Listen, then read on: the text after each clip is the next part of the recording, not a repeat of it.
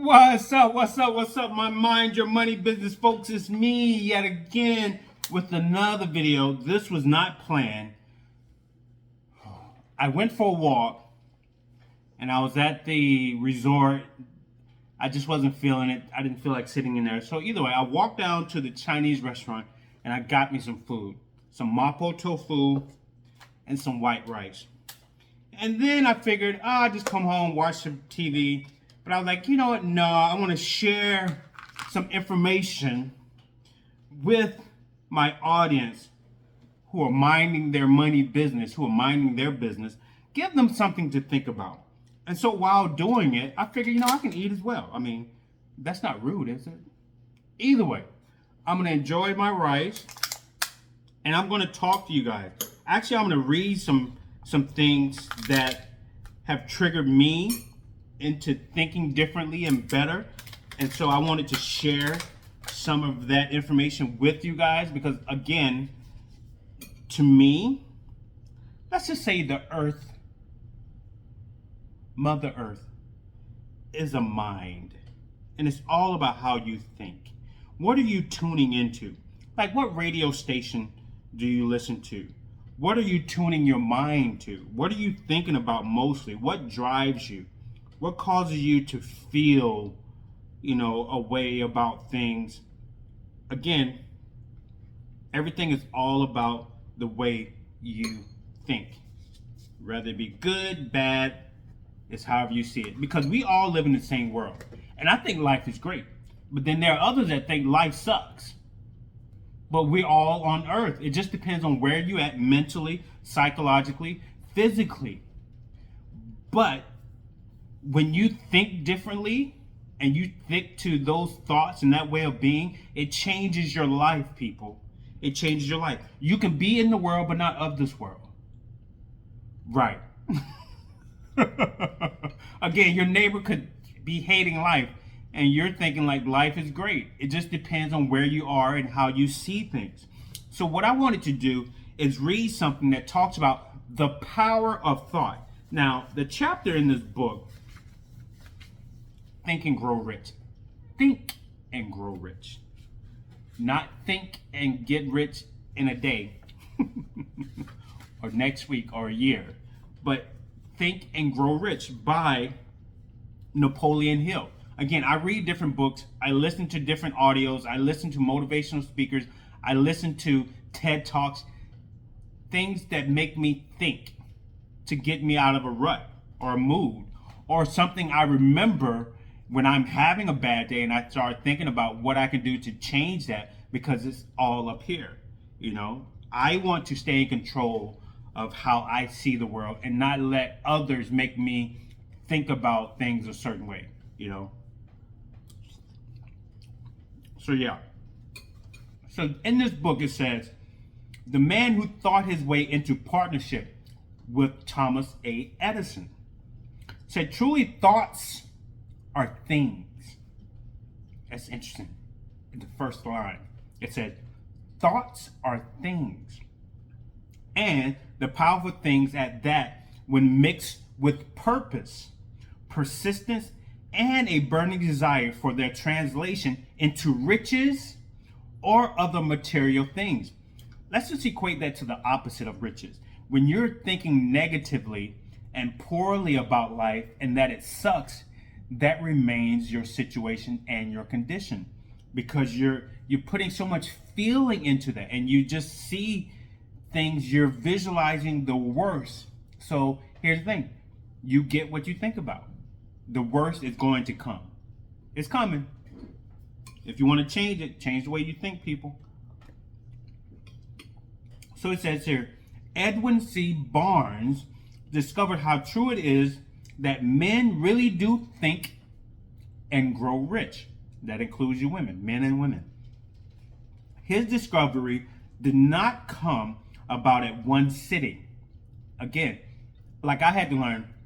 I was thinking, okay, once I start listening to these motivational speakers and reading these good books, that life is going to change. No, I had to remind myself, and I remind myself even till this day, it's not as bad as it used to be when I first started out on this journey on thinking differently and trying to live a good life and control my emotions and figuring out what's triggering me. Your old way of being, the way that you used to perceive the world, is going to be there. So it is going to fight the change that you're trying to bring about. And you're thinking something's wrong with you, and it's okay to think that way. It's like you're a computer. Like your brain is a computer, and you're trying to download new software. You're trying to be, more religious, or you're trying to be good. You're trying to stop drinking. You're trying to stop doing drugs. You're trying to control your money.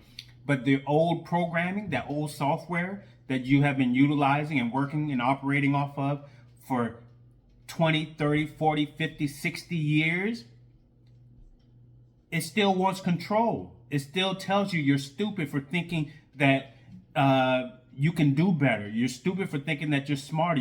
You're crazy thinking that you're beautiful. You're all that negative stuff. So, like it says here, it's not going to come in one setting. This is something that you have to do continuously. Like these books, I read continuously. And if I don't read them like I did earlier today, I listen to the audiobook. I look at videos, or I go for a walk like I did today. And I went and bought some Chinese food, some mapo tofu. I'm not stressed out eating crackers and peanut butter like last night. So it says here, it came little by little. That's why I'm in this thing for the long haul. I'm enjoying the journey. It says here, it came little by little, beginning with a burning desire to become a business associate of the great Thomas Edison. This is for Edward Barnes, right? So a lot of times we don't bring about change until we get sick and tired of being sick and tired. We don't leave a bad situation, a bad job, a bad household, a bad community until we get tired. But so one of the chief characteristics of Barnes' desire was that it was definite. He had to make a choice. He had to have decided on what he wanted, and he went after what he wanted, right? I guarantee you that's probably what the book is going to say. He wanted to work with Edison, not for him. Observe carefully the description of how he went about translating his desire into reality, and you will have a better understanding of the 13 principles which lead to riches. When this desire or impulse of thought first flashed into his mind, he was in no position to act upon it. Like what you want, you may not be anywhere close to it. You may want to be a millionaire, but you only have $500 in the bank, right? It's okay. It's okay.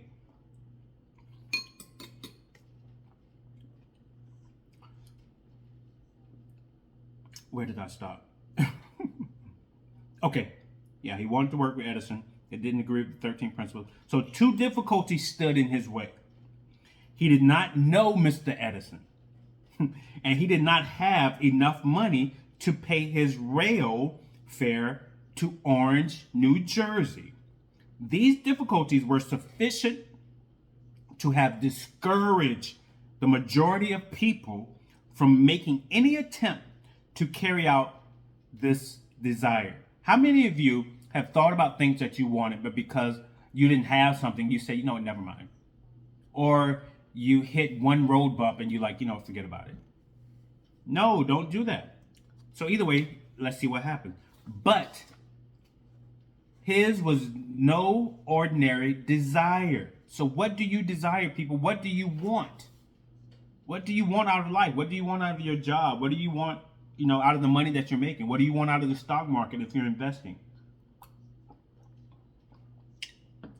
So he was so determined to find a way to carry out his desire that he finally decided to travel by blind baggage rather than be defeated. He took a risk. That's with everything. Anyone that's successful, anyone that has more than enough right now, anyone that's helping others, anyone that's taking care of other people out of their own pockets because of their investments and because of their savviness with money. They took risks. You do not get anything out of this life without risking something. I took a risk by joining the military. I joined the military thinking that the military was just a job. And I ended up in war zones. I did not think that. Right? But I took a risk. But it paid off. I stayed safe. I didn't die. I didn't get killed.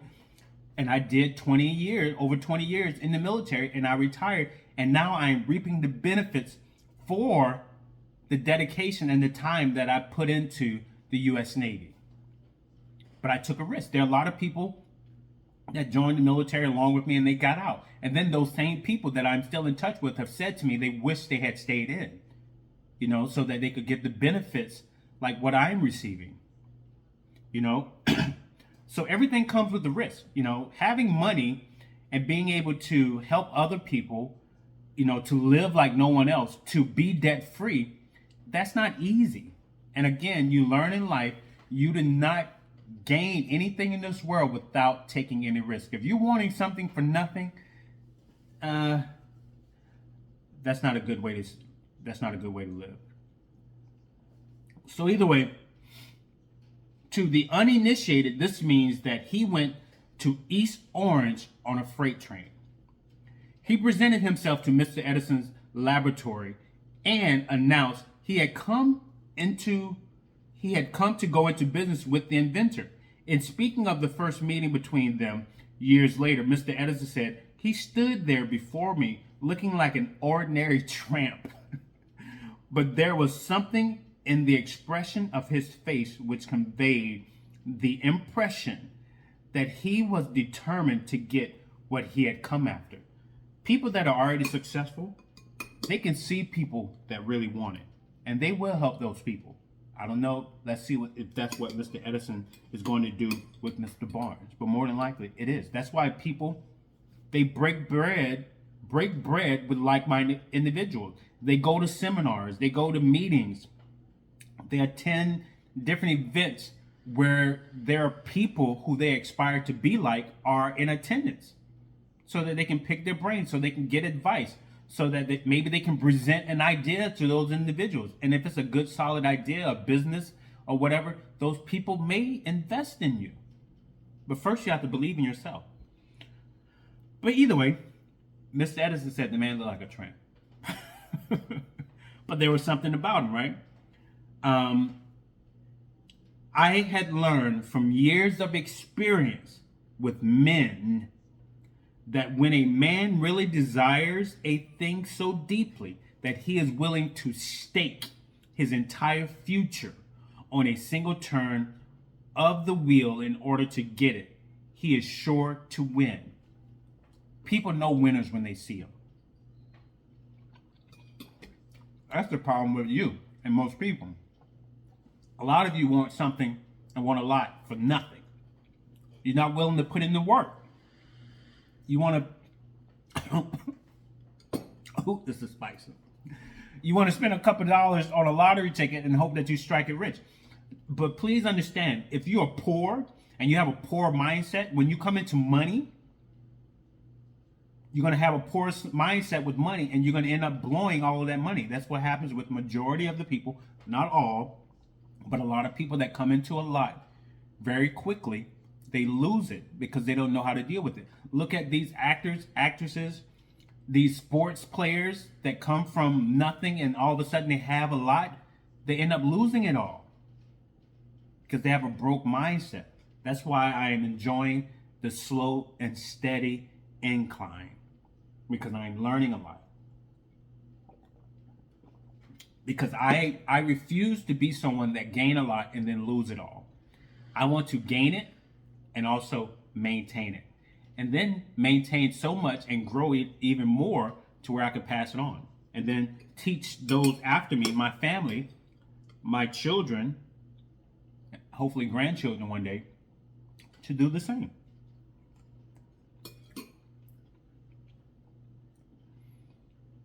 So successful people know what to look for in other people who desire to be successful. They can see it in you. They're willing to help you. So It says here, I gave him the opportunity he asked for because I saw he had made up his mind to stand by until he succeeded. Subsequent events prove that no mistake was made. Sometimes, say if you do get a chance, you may have to do something for free. You may have to work for free to prove yourself to the person that is giving you the opportunity. It happens. You hear a lot of success stories where they said they did a lot for free until it caught on, and then it blew up. But they put in the work. So just what young Barnes said to Mr. Edison on that occasion was far less important than what he thought. Edison himself said so. It could not have been the young man's appearance that got him his start in Edison's office, for that was definitely against him. It was what he thought that counted. So it wasn't about appearance, right? It's like someone made a comment, I don't take any offense, telling me that I need to put on a shirt if I want to be taken more seriously. It's not about my appearance or me not having on a shirt when I do videos. It's about the message and the information that I'm putting out. But if me not having on a shirt, disturbs your spirit, then, I would advise anyone not to look at my video. It is hot. I'm hot right now. I have a fan. Right here, and I'm hot right now. It's hot. I live on a tropical island. It's hot. I'm warm-blooded. I sweat a lot. So So either way, again, it's not all about the appearance, people. It's about a lot of times the message and who the individual is. So let's stop judging people by their appearance and stop trying to conform, make people do what you think is best. Ask the person, but no offense to the person that said that to me, but it's just like it said it here in the book.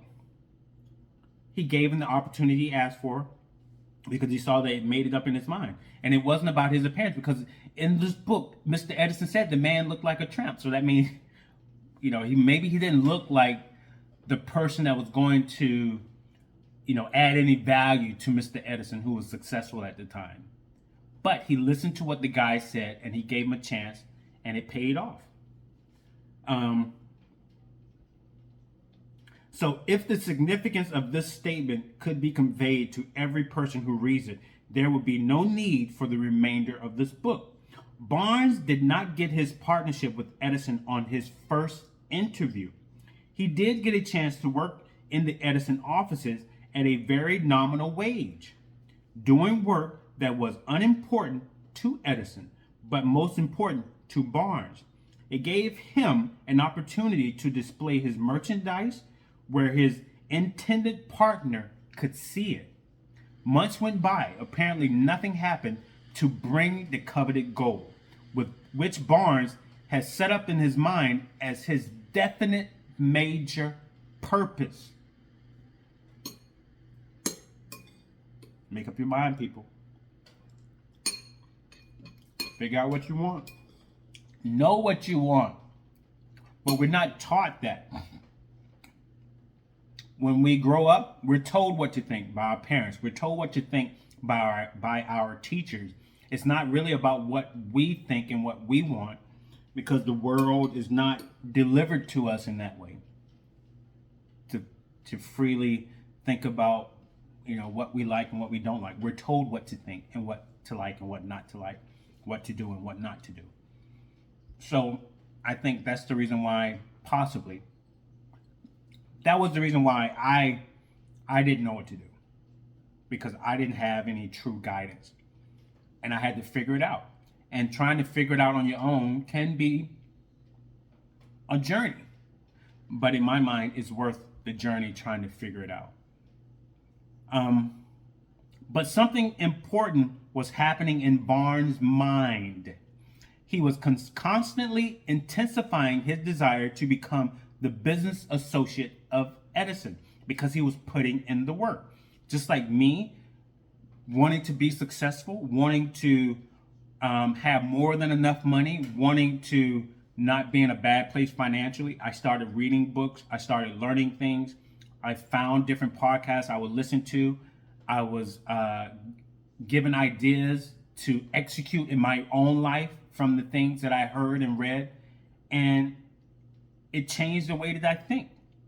And here I am now talking about it and sharing some of these things with you. And I'm not done yet. I'm not done yet. So psychologists have correctly said when one is truly ready for a thing, it puts in its appearance.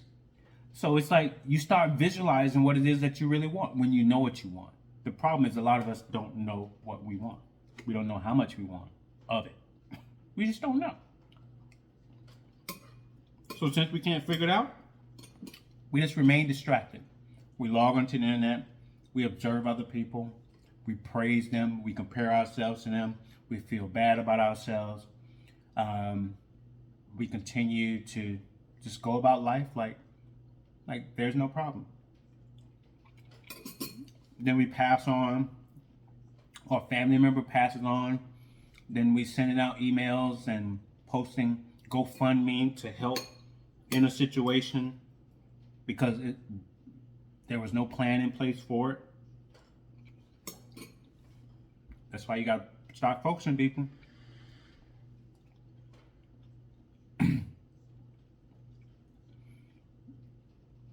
Like I said, Barnes was ready for a business association with Edison. Moreover, he was determined to remain ready until he got that which he was seeking. He was putting in the work. So when the opportunity came, he was ready. That's what I believe to be true. A lot of us want things that we're not ready for. That's why if we do get it, we juggle it, we mishandle it, and we may lose it. Like another example is the lottery winning. You know, you have to prepare yourself for the good in which you desire, in my opinion. If you're not properly prepared, you know, it's going to be a situation where you just feel bad because it didn't work out, because you weren't ready. But it doesn't mean that life is over. The situation or opportunity would never present itself. You learn from your mistake, better yourself, and move forward. Okay, it also says here, he did not say to himself, oh, well, what's the use? He didn't give up. I guess I'll change my mind and try for a salesman job. But he did say, I came here to go into business with Edison, and I'll accomplish this, and if it takes the remainder of my life. When you listen to people accept awards on television, they always tell you they had a vision and they had a plan and they did X, Y, and Z, and here they are now accepting this award. It could be 20 years later. It could be 10 years later. They could be in their 30s, 40s, 50s, or 60s. But they continue to work that plan that they had until they accomplished it. Right? And he meant it. What a different story people would have to tell if only they would adopt a definite purpose and stand by that purpose until it had time to become an all-consuming obsession. I grew up poor. I had an obsession of not being poor again because it sucks. It sucks. I'm like, no, never again. And I saw opportunities when they came, and when they came, I was ready. And anytime something was offered to me and I didn't feel that I was ready, but others saw that I was ready, and I took it and it worked out. It wasn't easy, but it worked out. Like the position that I'm in now. You know, I just said, oh, hey, I'll go here. They sent me here for 3 months, and now it's like, oh my God, okay, this is okay. And then they said, okay, good, you're going back permanently. So I came back here permanently, and then for a while, I was thinking to myself, what in the hell have I gotten myself into? I am not ready for this. I am not prepared. But I locked in, I closed the door, and I figured it out. And then poof, here I am. And in the process, interesting thing, in the process, I became debt free. In the process, I started, investing my own money. In the process, I'm doing great. Come up with a purpose. What is your purpose? What are you looking for? What do you want? What do you need? Think, people, think. I'm telling you, this is the only thing that we get for free, your mind and your thoughts. And there are so many other things that are controlling the way that you think, that's keeping you in place, that's keeping you from moving forward, whether it be another person, people, or things, because other people have control of this. You're easily triggered because someone else has control of this. You're fearful of taking a chance because something else has control of this. You don't have control over it. And then we get jealous of people that are successful. To be honest with you, a lot of successful people are no smarter than you. It's just that they took the risk and their risk paid off. Something that a lot of us are afraid to do.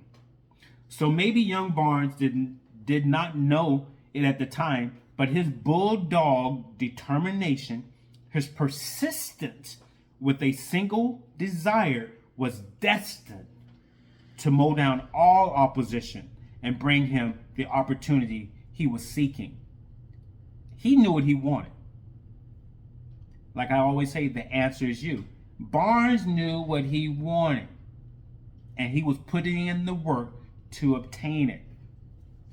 A lot of us are just, people saying they're trying to manifest stuff and they're praying for stuff, but you're not putting in the work.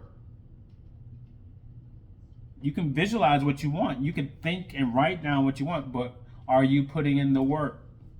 That's the way it works. Are you seeing yourself having it? Okay, so when the opportunity came, it appeared in a different form. Key is not everything that you want and desire is going to come the way that you want it. And from a different direction than Barnes had expected. That is one of the tricks of opportunity. That's what I'm saying. Life be life, and people.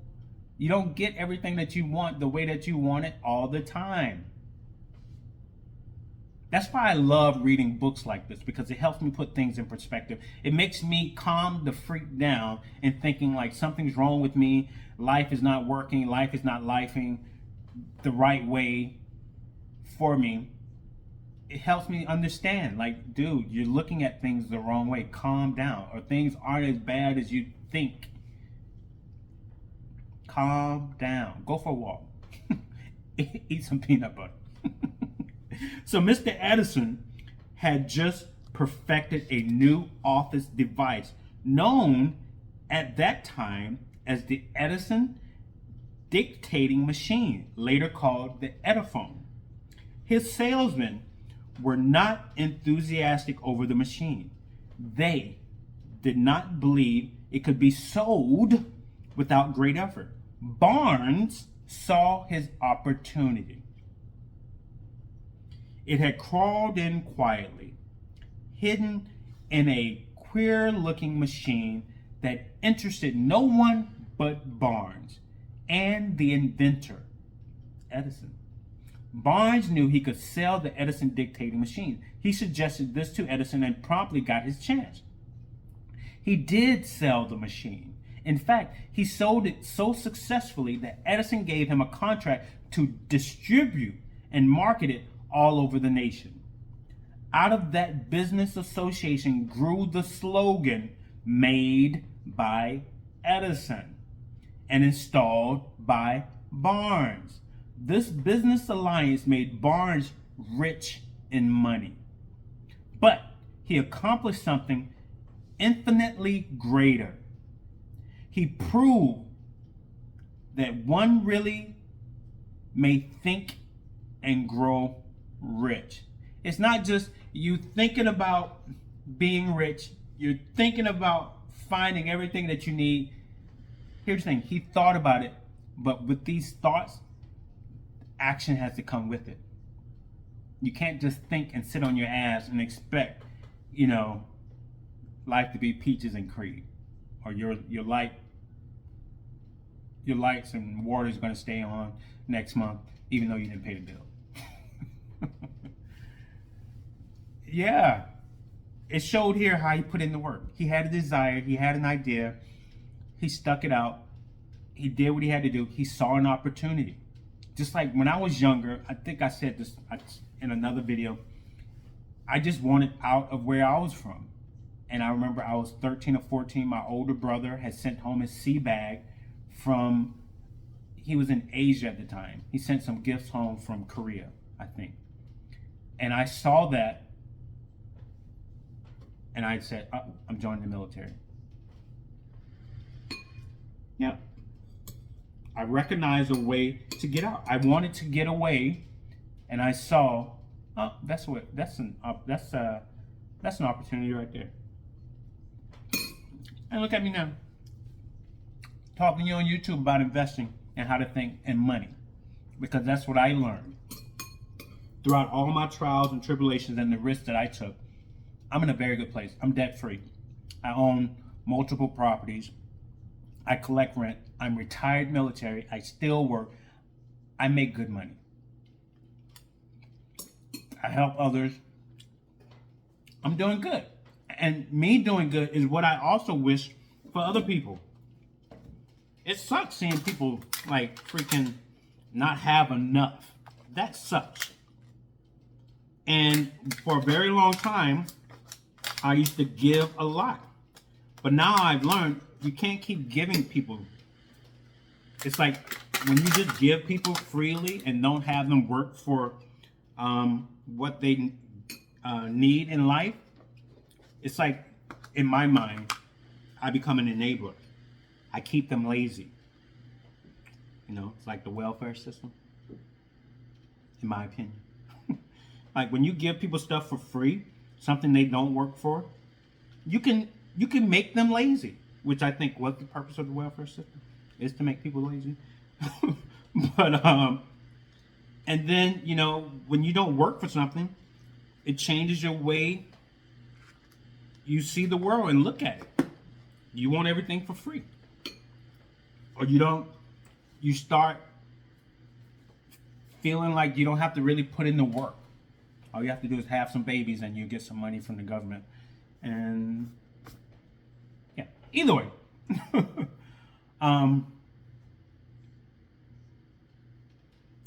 Where did I stop? So it says here,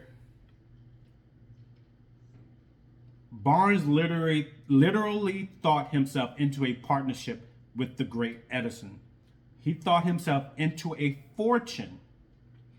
He had nothing to start with except the capacity to know what he wanted. What do you want, people? You have to know what I'm telling you. Sit your ass down and try and figure it out. It's going to be hard because your mind is so cluttered with a whole bunch of junk from like watching television. That's a game on. Watching the news, looking at movies, paying too much attention to other people, minding other people's businesses, minding other people's money. You know, there's so much in here. There's so much junk. The food, the toxic stuff, the relationship. To where you no longer know what you want. But here's the thing, you can figure it out. You're going to have to turn off the TV. You're going to have to cut off certain relationships. You're going to have to stop eating certain foods, doing certain things. You're going to have to do a correction. And that's hard. And that is something that I believe most people are not willing to do. That's why they would never be successful. They would not have enough, even though, yeah, they just won't. Either way, let me keep going. He had no money to begin with. He had but little education. He had no influence. But he did have initiative, faith, and the will to win. With these intangible forces, he made himself the number one man with the greatest inventor who ever lived. Now, let's look at a different situation and study a man who had plenty of tangible evidence of riches, but lost it because he stopped 3 feet short of the goal he was seeking. So one of the most common causes, this is titled 3 Feet from Gold. One of the most common causes of failure is the habit of quitting when one is overtaken by temporary defeat. Every person is guilty of this mistake at one time or another. I definitely am. I've done it on several occasions. I've sold nutritional products, I've sold clothes, I've sold CDs, I tried selling cars. I've done a lot. So R.U. Darby, who later became one of the most successful insurance salesmen in the country, tells the story of his uncle who was caught by the gold fever in the gold rush days and went west to dig and grow rich. He had never heard the saying, the more gold has been mined from the brains of men than has ever taken from the earth. He staked a claim and went to work with pick and shovel. The going was hard, but his lust for gold was definite. After weeks of labor, he was rewarded by the discovery of the shining ore. He needed machinery to bring the ore to the surface. Quietly, he covered up the mine, retraced his footsteps to his home in Williamsburg, Maryland, and told his relatives and a few neighbors of the strike. They got together money for the needed machinery and had it shipped. The uncle and Darby went back to work the mine. The first car of ore was mined and shipped to a smelter. The returns proved they had one of the richest mines in Colorado. A few more cars of that ore would clear the debts. Then would come the big killing in profits. Down went the drills. Up went the hopes of Darby and uncle. Then something happened. The vein of gold ore disappeared. They had come to the end of the rainbow, and the pot of gold was no longer there. They drilled on desperately, trying to pick up the vein again, all to no avail. Finally, they decided to quit. You can figure out what happened, right? They sold the machinery to a junk man for a few $100s and took the train back home. Some junk men are dumb, but not this one. He called in a mining engineer to look at the mine and do a little calculating. The engineer advised that the project had failed because the owners were not familiar with fault lines.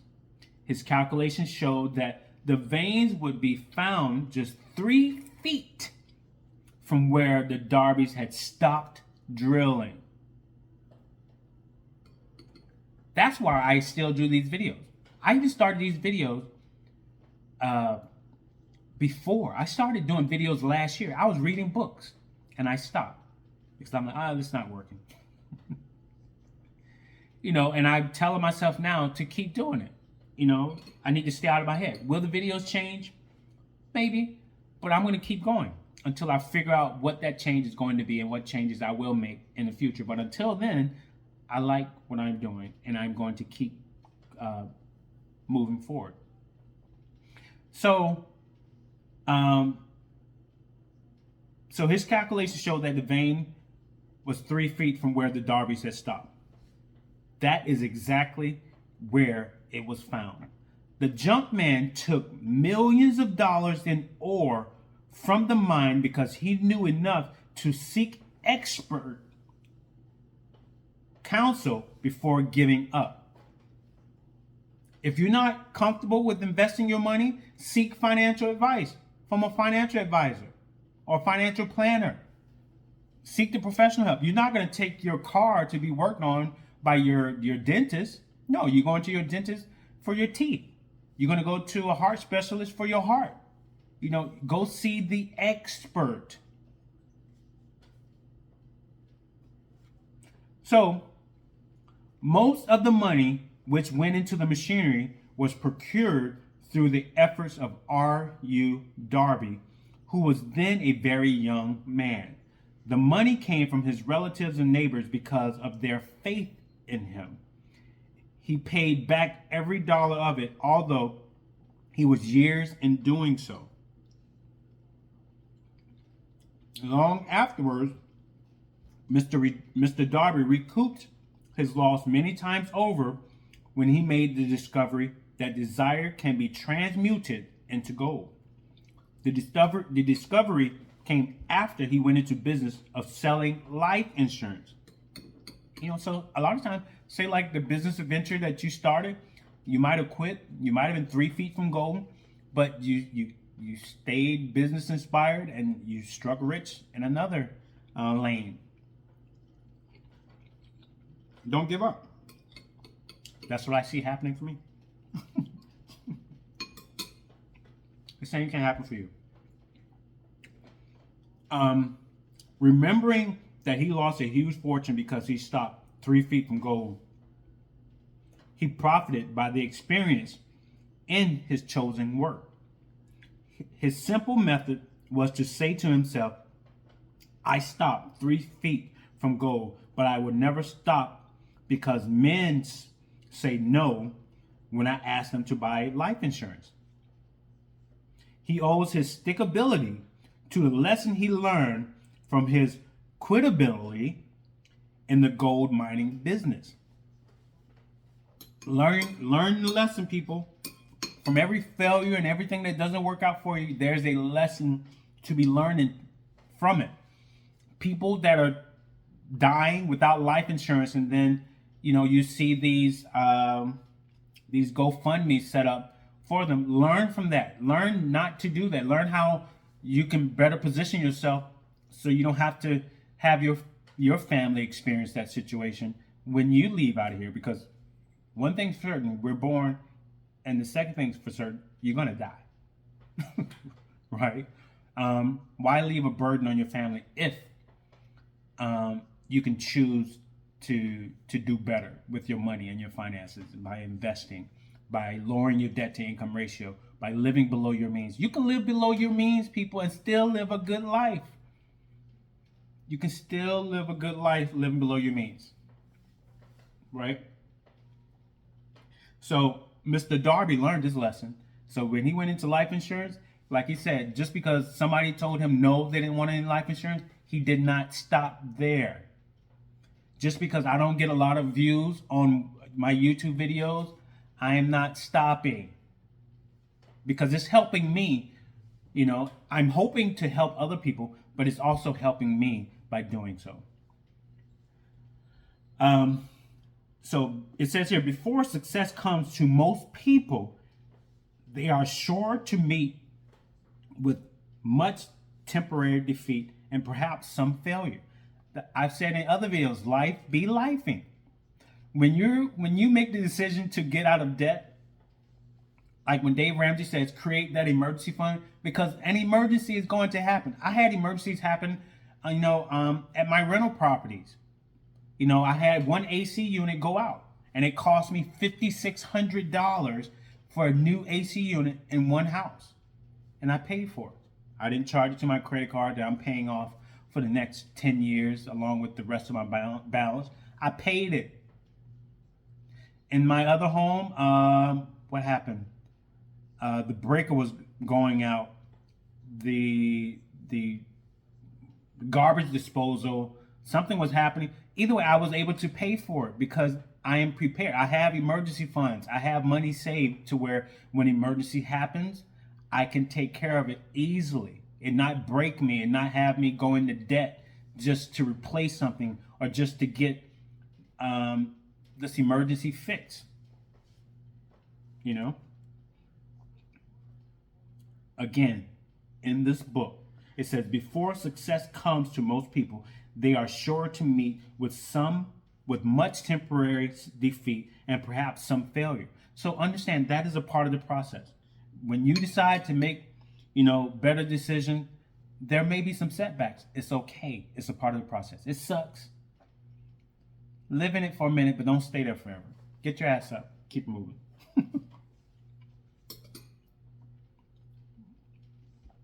And I know some people may say, it's easy for you to say. And I used to say the same thing when I used to look at other people say what I'm saying now. But I have the experience. I have the belt. I have the knowledge. I know now what they were talking about. You know? You have to put in the work.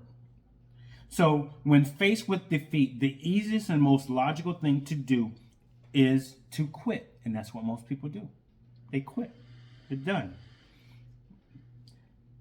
When the stock market goes down, people pull their money out. They're done. And the next week or the next month or the next year, the market triples itself in profit, and you missed out on it. So that's what majority of the people do. That's what the book said. That is exactly what the majority of people do. That's why most people are not financially savvy. That's why most people, especially majority of Americans, are living paycheck to paycheck. They're not willing to put in the work. So more than 500 of the most successful people in America has ever known told the author their greatest success came just one step beyond the point at which defeat had overtaken them. Had they given up, they wouldn't have made it. They wouldn't have been successful. So failure, because I'm almost done. This is it. Failure is a trickster with a keen sense of irony and cunning. It makes you feel a certain type of way.